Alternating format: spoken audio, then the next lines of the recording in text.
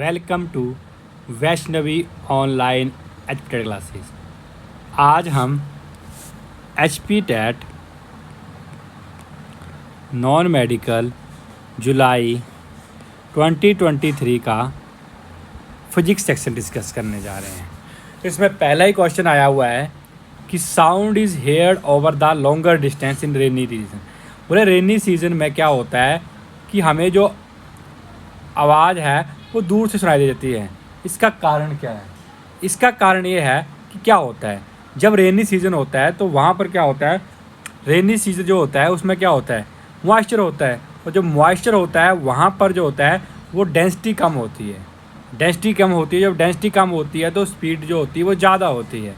तो that is by sound travel faster in moist air, क्योंकि वो मॉइस्ट एयर में क्या होता है, डेंसिटी कम होती है। डेंसिटी कम होगी तो स्पीड ऑफ साउंड क्या होती है, ज़्यादा होती है। तो कई बार आपको पेपर में क्वेश्चन आता है कि what is the effect of temperature. दूसरा आपको क्वेश्चन आ सकता है कि टेम्परेचर का क्या इफेक्ट पड़ता है। तो टेम्परेचर बढ़ाने पर क्या होता है, स्पीड ऑफ साउंड क्या हो जाती है, बढ़ जाती है। स्पीड ऑफ साउंड क्या कर जाती है, बढ़ जाती है। अगर कम करेंगे टेम्परेचर को तो स्पीड ऑफ साउंड। अब पेपर में आपको क्वेश्चन आएगा कि जब क्लियर होता है यानी कि धूप वाला टाइम होता है तो उस टाइम पे भी क्या होता है, स्पीड ऑफ साउंड ज़्यादा होती है। ये भी क्लियर होना चाहिए। तीसरा आपको आता है प्रेशर। प्रेशर चाहे आप जितना मर्जी बढ़ा दें, pressure does not change. Pressure का नो इफेक्ट होता है, प्रेशर का कोई इफेक्ट नहीं पड़ता है स्पीड ऑफ साउंड पे। ये भी पेपर में बहुत बार क्वेश्चन आता है। आगे देखो पेपर में क्वेश्चन आया हुआ है कि the unit newton second is equivalent to. अब जब भी आपको ऐसा क्वेश्चन आए तो आपने क्या करना है, सबसे पहले इंपॉर्टेंट काम क्या करना है कि आपने न्यूटन किसके यूनिट होते हैं, न्यूटन होते हैं फोर्स के यूनिट। तो फोर्स किसके बराबर होता है, मास इंटू एक्सेलरेशन। और साथ में क्या दे दिया आपको, सेकंड दे दिया है। तो मास तो ठीक है, मास के तो क्या होते हैं, किलोग्राम होते हैं। लेकिन एक्सेलरेशन के यूनिट क्या होते हैं, वेलोसिटी पर यूनिट टाइम होता है तो क्या होते हैं, मीटर पर सेकंड स्क्वायर। और एक सेकंड ये हो गया तो किसके बराबर हो गया, किलोग्राम मीटर -2 + 1। तो कितना आ जाएगा, किलोग्राम मीटर पर सेकंड। तो आंसर क्या हो गया, किलोग्राम मीटर पर सेकंड। जब भी आपको क्वेश्चन आया कि इसका यूनिट डायमेंशन सेम होता है तब भी आपने ऐसे ही करना है। आपने क्या करना है, यूनिट डायमेंशन चेक करने हैं। जिसका डायमेंशन फार्मूला सेम होता है उसके यूनिट भी सेम होते हैं। ये चीज़ हमेशा याद रखनी है, ये चीज़ भी आपने याद रखनी है। अब आपको क्या पता, पेपर में ऐसे पूछ लेता है कि न्यूटन सेकंड किसके यूनिट होते हैं। तो न्यूटन किसके यूनिट होते हैं, फोर्स के। और टाइम, फोर्स इंटू टाइम क्या होता है, वो होता है इम्पल्स। वो क्या होता है, इम्पल्स। तो क्या होता है, अगली बार आपको पूछ ले कि what is the unit of impulse. Impulse के यूनिट जो होते हैं वो मोमेंटम के बराबर होते हैं। ये भी याद रखना है, इम्पल्स और मोमेंटम के यूनिट सेम होते हैं। तो पेपर में आपको क्वेश्चन आता है which of following have same dimension formula या सेम यूनिट। तो इम्पल्स जो होता है वो मोमेंटम के बराबर होता है। ये भी याद रखना है आपने। आगे पूछा है 1 नैनोमीटर। हमें पता होता है नैनो 10⁻9 होता है और हम जल्दी में कर देते हैं। लेकिन इसने देखो यूनिट किसने पूछा है, सेंटीमीटर में। तो 10⁻9 मीटर के बराबर होता है 1 नैनोमीटर। लेकिन इन्होंने सेंटीमीटर में पूछे हैं तो सेंटीमीटर में क्या हुआ, 1 मीटर में 100 सेंटीमीटर होते हैं तो माइनस यहाँ 2 हो गया। तो कितने आ गए, 10⁻⁻9 + 2 = 10⁻⁻7 सेंटीमीटर होता है। कितना होता है, 10⁻7 सेंटीमीटर। आगे आपको कंडक्टिविटी के यूनिट पूछे हैं। सबसे पहले हमें रजिस्टिविटी के यूनिट आने चाहिए। आर किसके बराबर होता है, रो इंटू L/A। इसके बराबर होता है R = रो इंटू L/A होता है। अब क्या किया हमने, क्या किया है, ऐसा यूनिट निकालने कनेक्टिविटी के। अब पहले हमें रजिस्टिविटी, ये होती है रजिस्टिविटी। रजिस्टिविटी किसके बराबर हो गई, R × A/L। अब R क्या होता है, रजिस्टेंस के यूनिट क्या होते हैं, ओम। एरिया के यूनिट क्या होते हैं, लेंथ का स्क्वायर यानी कि मीटर का स्क्वायर। 1 मीटर नीचे है, 1 कट गया तो क्या आ गए, ओम मीटर। ओम मीटर किसके यूनिट हो गए, रजिस्टिविटी के। अब रजिस्टिविटी के अगर हम इन्वर्स ले लें तो कंडक्टिविटी आ जाती है। तो कंडक्टिविटी के यूनिट क्या होंगे, कंडक्टिविटी के यूनिट होते हैं, कंडक्टिविटी के यूनिट क्या होंगे, 1/ओम हो जाएगा, 1 ये हो जाएगा। यानी कि हम क्या कर जाएंगे, तो क्या आ जाएगा इसमें, तो 1/ओम आ जाएगा। अब देखो ये रजिस्टिविटी है, हम क्या करेंगे, ये ओम है, ओम क्या हो जाएगा, ओम इनवर्स मीटर इनवर्स। अब कई बार क्या होता है, ओम इनवर्स को हम साइमन भी लिखते हैं। तो साइमन पर मीटर भी इसके यूनिट होते हैं, साइमन पर मीटर भी इसी के यूनिट होते हैं। या फिर हम इसको बोल लिख देते हैं कई बार आता है तो हम इसको क्या लिखते हैं, महो पर मीटर। तो ये भी क्या होते हैं, ये सारे कंडक्टिविटी के यूनिट होते हैं। तो देखो यहाँ पर कौन सा ऑप्शन है, साइमन पर मीटर। क्या होता है, साइमन पर मीटर, साइमन पर मीटर। अब साइमन किसके यूनिट होते हैं, ये कंडक्टेंस के होते हैं। ये भी आपको पेपर में आ सकता है कि कंडक्टेंस के यूनिट क्या होते हैं। तो कंडक्टेंस के यूनिट क्या होते हैं, ये होते हैं ओम मीटर। अब देखो ओम पर मीटर है, वैसे ओम मीटर कोई यूनिट नहीं होते हैं, ठीक है। अगर आपको वैसे पूछे कि ओम मीटर किसके होते हैं, तो वो रजिस्टिविटी के होते हैं। किसके होते हैं, रजिस्टिविटी के होते हैं। अगला क्वेश्चन दिया है, देखो क्वेश्चन यही आ गया। तो velocity of A sound in air में आपको वेलोसिटी दिया है 332 मीटर पर सेकेंड। बोले अगर प्रेशर को इंक्रीज़ करेंगे, तो अभी मैंने बताया कि प्रेशर का कोई इफेक्ट नहीं पड़ेगा, तो वो 332 मीटर पर सेकेंड ही रहेगी। नेक्स्ट क्वेश्चन है, energy of a sun is produced by. Energy of sun कैसे प्रोड्यूस होती है, वो होती है न्यूक्लियर फ्यूज़न से। किसके होती है, न्यूक्लियर फ्यूज़न से। फ्यूज़न से क्या होता है, फ्यूज़न से क्या होता है, इसमें क्या होता है, जब स्प्लिटिंग ऑफ न्यूक्लियाई होता है। स्प्लिटिंग ऑफ न्यूक्लियस का जब स्प्लिट कर जाते हैं तो उसको बोलते हैं हम न्यूक्लियर फ्यूज़न। आगे पूछा है, रेन ड्रॉप स्फेरिकल क्यों होती हैं, ये सरफेस टेंशन की वजह से होती है। ये बहुत इंपॉर्टेंट क्वेश्चन है। आगे पेपर में क्वेश्चन आया है, एक न्यूमेरिकल आया है कि एक कोई बल्ब है जिसकी वोल्टेज दी है, V मतलब वोल्टेज दी है, वाट दिया यानी कि पावर दी है, और बोला है उसको 110 के सोर्स के वोल्ट से जोड़ना है, तो पावर का जंक्शन किसके बराबर होगी। पावर जो होती है वो 20/R होती है। अब हमें यहाँ R निकालना होगा, तो किसके बराबर आ जाएगा, V²/P। अब R निकालना है तो पहली बात वोल्टेज कितनी है, 220 का स्क्वायर कर दो, डिवाइड बाय पावर कर दो। पावर कितनी थी, 100 वाट थी, तो 220 का स्क्वायर करेंगे कितना आएगा, 48400 डिवाइड बाय 100। तो रजिस्टेंस कितना आ गया यहाँ पर, रजिस्टेंस आ गया आपका 484। अब आपको क्या बोला है, अब आपने निकालना है पावर कंजप्शन। पावर किसके बराबर होता है, वैसे ही V²/R। अब वोल्टेज कितनी दी है आपको, 110 का स्क्वायर, और नीचे क्या दिया है, 110 का स्क्वायर, और नीचे क्या दिया है आपको, वोल्टेज दी है। रजिस्टेंस कितना आया, 484। अब 110 का स्क्वायर निकालेंगे कितना आ जाएगा, 11 कितना होता है, 121। कितना आ जाएगा, 121 डिवाइडेड बाय गुना 100 लिख दो बेशक, डिवाइड बाय कितना आ गया, 484। इससे काटेंगे 4 बार, इससे काटेंगे 25 बार, तो कितना आ जाएगा, 25 वाट इसका आंसर हो गया। नेक्स्ट क्वेश्चन आया है, स्विमिंग पूल में हमें डीपर क्यों नजर आता है देन ए रियल डेप्थ। जब भी दो डेप्थ दिख रही है, इट मीन्स क्या होता है, रिफ्रैक्शन ऑफ लाइट होता है। अब रिफ्रैक्शन किसे और क्या क्या होता है, ट्विंकलिंग ऑफ स्टार। क्या होता है, ट्विंकलिंग ऑफ स्टार होता है। किस क्या होता है, ट्विंकलिंग ऑफ स्टार। ये भी पेपर में क्वेश्चन आता है।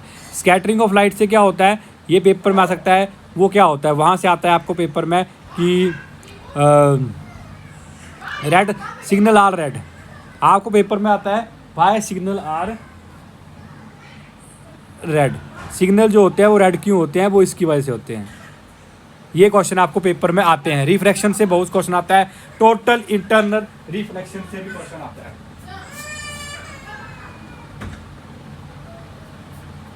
टोटल इंटरनल रिफ्लेक्शन से भी क्वेश्चन आता है। तो आपको क्वेश्चन आता है TIR, तो इसमें बहुत बार क्वेश्चन आता है। उसमें आता है एक क्वेश्चन आता है हमारा कि ऑप्टिकल फाइबर, ऑप्टिकल फाइबर का यूज़ हम कहाँ करते हैं, कम्युनिकेशन में करते हैं। ये भी पेपर में क्वेश्चन आता है। फिर आपको आता है मिरेज फॉर्मेशन, बोलते हैं कि मिरेज बनाना किसकी वजह से होता है, वो भी इसी की वजह से होता है। ब्रिलियंस ऑफ डायमंड, वो भी इसी की वजह से होता है। ये पेपर में बहुत बार आते हैं कि हीरा क्यों चमकता है, ये भी पेपर में आता है। आगे पूछा है, जब हम बाल को ऊपर भेजते हैं तो एक्सेलरेशन ड्यू टू ग्रेविटी क्या होता है, जब हाइट पे जाते हैं तो acceleration due to gravity negative हो जाता है। आगे पूछा है फार साइटनेस, यानी कि दूर दृष्टि दोष। दूर दृष्टि दोष क्या होता है, जहाँ पर हमें दूर की वस्तुएं दिख जाती है, नज़दीक की नहीं दिखती है। तो नज़दीक के लिए हम कन्वेक्स लेंस यूज़ करते हैं, ये नज़दीक की नज़र कमज़ोर होती है, वो कन्वेक्स लेंस यूज़ करते हैं। वो क्या करते हैं, कन्वेक्स। अगर लॉन्ग साइटनेस लिखा होता, लॉन्ग साइटनेस इसी को बोलते हैं। अगर हमें ये लिखा होता कि शॉर्ट साइटनेस लिखा होता तो वो क्या होता था, वो होता है कनकेव। कनकेव की फोकल लेंथ नेगेटिव होती है। अगर प्लस का चश्मा लगा होगा यानी कि कन्वेक्स लेंस लगा होगा। ये भी आपने याद रखना है। मिरर तो कभी लगता ही नहीं है, तो दोनों कट हो गया। आगे पूछा हुआ है कि what is the unit of magnetic flux. Magnetic flux के यूनिट होते हैं वेबर। टेस्ला किसके होते हैं, ये मैग्नेटिक फील्ड के होते हैं। ये किसके होते हैं, मैग्नेटिक फील्ड। फिर क्वेश्चन आता है 1 tesla is equal to how many gauss, वो 10⁻⁴ गोस के बराबर होता है। अगर आपको पूछे 1 गोस तो 10⁻⁻⁴ टेस्ला के बराबर होता है। ये भी आपके पेपर में आता है। आगे पूछा है कि एक स्टोन को कितने डिग्री पे फेंके कि मैक्सिमम डिस्टेंस। तो प्रोजेक्टाइल से क्वेश्चन आया है। प्रोजेक्टाइल को अगर सबसे ज़्यादा दूर फेंकना हो तो थीटा होना चाहिए 45 पे मैक्सिमम रेंज होती है। मैक्सिमम रेंज जो होती है प्रोजेक्टाइल की वो इसी पे होती है, तो 45 पे फेंकेंगे। आगे पूछा है कि हमें दूध मतलब क्रीम निकालनी हो दूध से, तो हम कौन सा मेथड यूज़ करते हैं, दैट इज़ सेंट्रीफ्यूगल। कौन सा, सेंट्रीफ्यूगल फोर्स। सेंट्रीफ्यूगल करती है बाहर को फेंकती है। जैसे आपको क्वेश्चन आता है वॉशिंग मशीन का ड्रायर, अगर आपको पूछा वॉशिंग मशीन का जो ड्रायर होता है वो किसके ऊपर काम करता है, वो इसी के ऊपर होता है, सेंट्रीफ्यूगल। वो बाहर को फेंकता है। जो हम दूध से क्रीम निकालते हैं वो भी हम सेंट्रीफ्यूगल से निकालते हैं। सेंट्रीफ्यूगल क्या करता है, अंदर की तरफ को खींचता है। अगला आया है the area under velocity time graph. Velocity time graph का जो एरिया होता है वो क्या कर डिस्प्लेसमेंट बताता है। अगर आपको पूछे कि slope of velocity time graph, तो वेलोसिटी ऑफ टाइम की क्या देता है, एक्सलरेशन देता है। ये भी पेपर में क्वेश्चन आता है। आगे लिखा है स्टेप अप ट्रांसफार्मर कन्वर्ट। जो स्टेप अप ट्रांसफार्मर होता है वो क्या करता है, वो लो वोल्टेज हाई करंट, वो क्या करता है, low voltage high current, low voltage high current को किस में करता है, high voltage into high voltage high current. ये करता है low voltage at high current को high voltage at low current पे करता है। ये भी क्वेश्चन आता है पेपर में। आगे ये पेपर का पैट क्वेश्चन है, पेपर में आएगा ही आएगा। देखो रजिस्टिविटी किसके बराबर होती है, R is equal to rho into L/A। अब इसने क्या किया है, बोले मेल्ट किया हुआ है किसी रेजिस्टेंस को और उसको उसकी लेंथ को हाफ कर दिया है। अब लेंथ को हाफ के लिए उसको L/2 लिख दो। तो लेंथ को हाफ किया है तो then new resistance will be. अब मेल्ट किया है, मान लो ये लेंथ है, अगर आप उसको उसके ऊपर चढ़ा देंगे तो एरिया ऑफ एक्सेशन क्या हो जाएगा, डबल हो जाएगा। जब हम इसको सोल्व करेंगे तो कितना आ जाएगा, ये 2 भी नीचे को आ जाएगा, कितना आ जाएगा 1/4 रो इंटू L/A। ये R डैश हो गया, तो R डैश किसके बराबर आ गया, R डैश हो जाएगा 1/4 ऑफ R। तो क्या हो गया R/4। ये भी याद रखना है। ये याद रखना है कि जब लेंथ को हम डबल करते हैं, जब हम लेंथ को डबल करते हैं, लेंथ को क्या कर रहे हैं, हाफ करते हैं। लेंथ को हाफ करते हैं तो रेजिस्टेंस क्या हो जाता है, 1/4 हो जाता है। और वो भी कब करता है, वो भी याद रखना है, वो भी तभी होगा जब उसी वायर को मेल्ट करके कर रहे हैं। ये भी याद रखना है। ऐसे इसी वायर को मेल्ट करके ऊपर बिछा रहे हैं तब अलग चीज़ होती है, ये याद रखना है। अब दूसरा क्वेश्चन यहाँ से क्या आता है, दूसरा क्वेश्चन आता है कि हम अब दूसरी बार क्वेश्चन आ जाएगा पेपर में कि अगर लेंथ को डबल करेंगे। अब जिसके भी 2 पैटर्न होते हैं, ये जरूर समझना है। अगर हम लेंथ को डबल कर रहे हैं, लेंथ को डबल करेंगे तो रेजिस्टेंस भी डबल होगा, रेजिस्टेंस भी डबल होगा, याद रखना। लेकिन डबल कैसे होगा, मान लो आपने एक ही वायर ली, उसको एक साथ एक वायर और जोड़ दी, तब डबल होगा। अगर आपको स्ट्रेचिंग लिखा होगा, स्ट्रेच टू डबल, स्ट्रेचिंग लिखा होगा, स्ट्रेच टू डबल लिखा होगा, तब क्या हो जाएगा, तब वो n² टाइम हो जाती है। यानी कि अगर 2 गुना करेंगे तो 4 गुना हो जाएगी, 4 गुना करेंगे तो 16 गुना हो जाएगी। ये याद रखना है स्ट्रेचिंग के केस में और सिंपल केस में। स्ट्रेचिंग करेंगे तो वो क्या हो जाएगी, रेजिस्टेंस हाफ हो जाएगा, नहीं रेजिस्टेंस डबल हो जाएगा।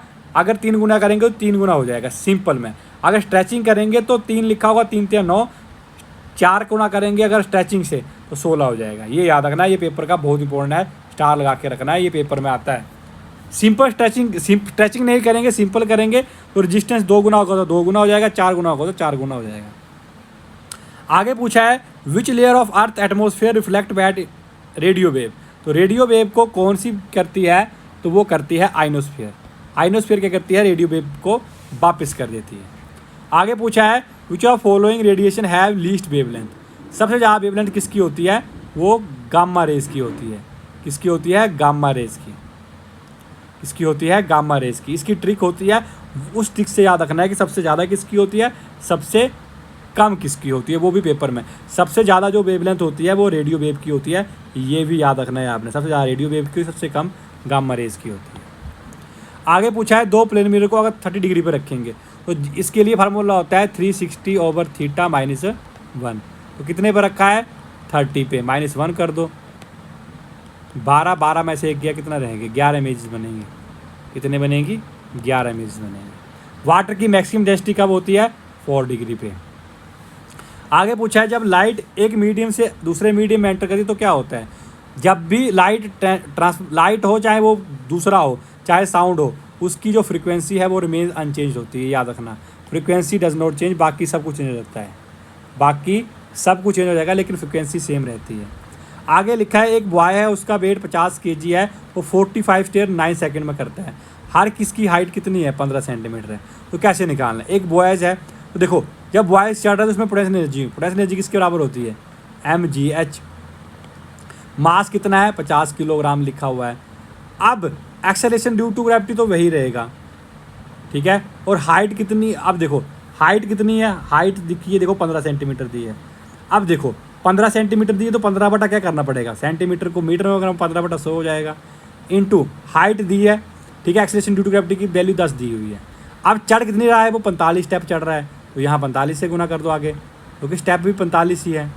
1 0 से 1 0, 1 0 से 1 0, तो कितना हो गया, 45 गुना 5 गुना 15। अब इसको किसके करना है, पावर किसके बराबर होती है, वर्क अपॉन टाइम। तो वर्क कितना हो गया, 45 गुना 5 गुना 15/9। 9 से काटेंगे 5 बार, 5 कितना हो गया, 25 गुना 15, 15 5 75, 5 7 15 दूनी 30 और 7 कितने हो गए, 37, 374 वाट इसकी क्या होगी, पावर। पावर के दो फार्मूले होते हैं, पावर वर्क अपॉन टाइम होता है, या पावर जो होता है F/V होता है, फोर्स इंटू स्पीड होता है। दो ही फार्मूले से क्वेश्चन आता है, यहाँ से आपको पता होना चाहिए। पावर में देखो पहले वर्क निकालना पड़ता है, वर्क किस फॉर्म में स्टोर हुआ, पोटेंशियल एनर्जी में। तो मास आपको दिया था 45 शेयर चढ़ रहा है, एक पोटेंशियल एनर्जी क्या होगा, 45 शेयर चढ़ो, 45 से गुना करना पड़ेगा। एक्सेलरेशन ड्यू टू ग्रेविटी 10 लेके चलते हैं, कई जगह 9.8 भी लेते हैं, अप्रोक्सीमेट 10 लेके चलते हैं। फिर आपको मीटर में दी हुई थी हाइट, सेंटीमीटर में दी, इसको मीटर में कन्वर्ट किया, जो आया उसको टाइम से डिवाइड कर दिया, तो पावर निकल गया। अगला पूछा है which of following has maximum. तो याद रखना एनर्जी E=H होता है, यानी कि जिसकी फ्रीक्वेंसी ज़्यादा होगी उसकी एनर्जी भी ज़्यादा होती है। तो सबसे ज़्यादा एनर्जी किसकी होती है, देखो बिबग्योर लिखेंगे, बिबग्योर लिखा हुआ है BIBGYOR। तो सबसे ज़्यादा फ्रीक्वेंसी किसकी होती है, ब्लू लाइट की होती है। ब्लू लाइट की फ्रीक्वेंसी ज़्यादा होगी, फ्रीक्वेंसी ज़्यादा होगी तो ब्लू लाइट सबसे ज़्यादा, लेकिन यहाँ ऑप्शन में दिया है, ये बहुत तेज़ है, तो उन्होंने क्या किया है, वायलेट में इंडिगो में दिया, फिर ब्लू दिया है, तो आंसर क्या होगा, ब्लू लाइट। अगर ये पूछा होता कि किसकी सबसे कम होती तो मिनिमम किसकी होनी थी, देखो येलो भी है, रेड की होनी थी। अगर मिनिमम पीछा होता तो मिनिमम किसकी होनी थी, रेड की होनी थी। आगे पूछा है एक वेवलेंथ है जिसकी वेवलेंथ दी हुई है, कोई वेवलेंथ दी है 0.3 और उसकी स्पीड दे दी है, स्पीड भी दी है, वो 300 मीटर पर सेकेंड है, और बोला ये कौन सी है। तो देखो हमें क्या निकालना पड़ता है, फ्रीक्वेंसी निकालनी पड़ेगी। तो आपको पता होना चाहिए कि जो स्पीड होती है वो किसके बराबर होती है, फ्रीक्वेंसी इंटू लैम्डा। अब हमें क्या निकालनी है, फ्रीक्वेंसी निकालनी, तो स्पीड को डिवाइड कर दो, 0 बटा कितना आ गया, 0.3। तो 0 बटा 0.3, यहाँ क्या दिया है, ये मीटर में दिया, ये भी मीटर पर सेकेंड, कोई चक्कर नहीं है। तो कितना आ गया, 300 बटा 3 गुना 100, तो यहाँ से काटेंगे कितना आ गया, 1000 हर्ट्ज़। फ्रिक्वेंसी कितनी आ गई, 1000 हर्ट्ज़। अब 1000 हर्ट्ज़ आई, इसका मतलब क्या हुआ, 1000 हर्ट्ज़ आई, इसका मतलब क्या हुआ, 1 किलो हर्ट्ज़ हो गई। तो 1 किलो हर्ट्ज़ होती है तो उसकी फ्रिक्वेंसी क्या होती है, वो ऑडिएबल रेंज होती है। वो क्या होती है, ऑडिएबल रेंज होती है। अगर इंफ्रासोनिक होती तो लेस देन 20 हर्ट्ज़ होनी थी, और अल्ट्रासोनिक होती तो ग्रेटर देन 20 किलो हर्ट्ज़ या 20,000 हर्ट्ज़ से ज़्यादा होती है। यहाँ से क्वेश्चन बड़ी बार आता है, अल्ट्रासोनिक वेव कौन प्रोड्यूस करता है, डॉल्फिन प्रोड्यूस करती है, ये भी याद रखना है आपने, कौन करती है, डॉल्फिन प्रोड्यूस करती हैं। ऑडिएबल जो ह्यूमन के लिए होती है। इंफ्रासोनिक कौन सी होती है, इंफ्रासोनिक वो होती है जो जिसकी फ्रीक्वेंसी 20 हर्ट्ज़ होती है। ये डॉग और एनिमल, डॉग या फिर डायनासोर्स वगैरह सुन सकते हैं, ये पेपर में क्वेश्चन आता है। अगला क्वेश्चन आया है कि अगर हम सिंपल पेंडुलम की लेंथ को हाफ कर देंगे, हाफ होता है आधा करना, आधा कर दिया तो बताओ ऑसिलेशन क्या हो जाएगा। देखो टाइम पीरियड किसके बराबर होता है 2 pi under root l over g. मान लेते हैं टी डैश एक टाइम पीरियड है 2 pi under the root l over. अब लेंथ को क्या कर दिया, हाफ कर दिया, तो 2 नीचे आ जाएगा 2 बाई जी। अब हम क्या करते हैं, मान लेते हैं टी डैश ओवर टी करते हैं। देखो 2 पाई से 2 पाई कट जाएगा, सीधी सी बात है। अगर हम टी डैश को ऊपर लिखे तो ऊपर क्या जाएगा, ऊपर क्या आ जाएगा L G divide by under 1/2 L by 2 जी। तो क्या हो जाएगा, एल से एंड रूट एल से एंड रूट एल कट जाएगा, तो टी डैश ओवर टी किसके बराबर हो जाएगा, जी ओवर अंडरूड 2 जी। ठीक है, अब अंडरूड जी तो अंडरूड जी कैंसिल हो गया, तो बच क्या गया, T dash over T is equal to 1 by under root T. तो हमें क्या चाहिए टी डैश, तो टी डैश किसके बराबर आ गया, टी बाई अंडरूड 2। तो क्या हो जाएगा, decrease by A factor of 1 by underroot 2 होना चाहिए एक्चुअल में, वैसे डिक्रीज तो हो रहा है, ये 1 बाई अंडरूड 2 होना था वैसे आंसर है। आगे पूछा है एयर बब्बल इन वाटर, जब एयर बब्बल वाटर में होता है तो वो कनकेव लेंस की तरह बिहेव करता है, कनकेव लेंस की तरह। आगे पूछा हुआ है which of following can be use to measure the using anemometer. Anemometer से हम क्या मेज़र करते हैं, हमें क्वेश्चन आया है कि एनेमोमीटर से क्या मेज़र करते हैं। एनेमोमीटर से हम विंड स्पीड करते हैं। अब आपको डेप्थ से कैसे किससे निकालते हैं, फैथोमीटर होता है, क्या होता है, फैथोमीटर होता है। आगे पूछा है what is the minimum distance required to hear echo sound. Echo sound को हेयर करने के लिए 17.2 मीटर होता है, यहाँ सेंटीमीटर ले रहा था इसलिए ये क्वेश्चन गलत था, 17.2 मीटर होता है, यहाँ सेंटीमीटर है इसलिए सारे ऑप्शन गलत हो गए। दूसरा याद रखना है, ये इको साउंड हो गया। दूसरा आपको पेपर में क्वेश्चन क्या आ जाता है कि इको साउंड कितने टाइम पर सुनाई देती है, 1/10 सेकेंड के बाद सुनाई देती है। आगे पूछा है 1 हॉर्स पावर किसके बराबर होता है, वो 746 वाट के बराबर होता है, ये भी आपको क्वेश्चन आता है। फिर आपको क्वेश्चन आता है 1 किलो वाट आवर कितने जूल के बराबर होता है, तो 3.6 × 10⁻6 जूल के बराबर होता है, ये भी बहुत बार है। Thank you for watching.